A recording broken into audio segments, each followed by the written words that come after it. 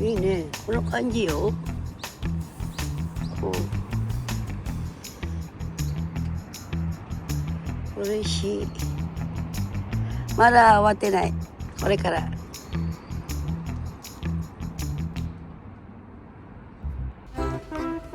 はい、皆さん終わりました。あとは旦那さんが仕事書いてやってます。少し曲がってるって曲がってるほら曲がってます。ごめんなさい。終わりました。おーいっぱい口もあるし。ありがとう。わあいっぱいね。これいっぱい欲しいな。今から買い物します。あっちもこのグループとこのグループ違いです。買った時は日が違う。で、一番最初は大丈夫。で、多分こっちも大丈夫かな。これはもう覚えてません。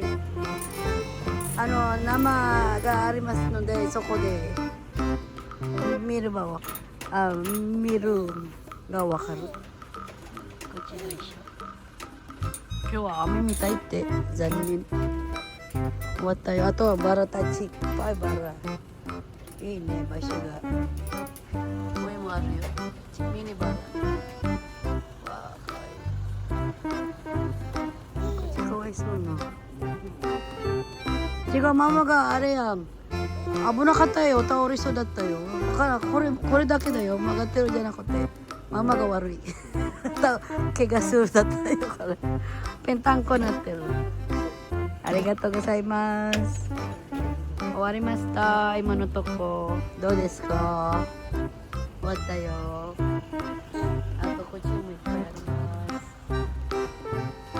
こっちも DIY でこれも曲がってるね。斜めになってるのこれ。危ないな。稼ぎ。はい、どうもありがとうございます。さよなら、バイバイ。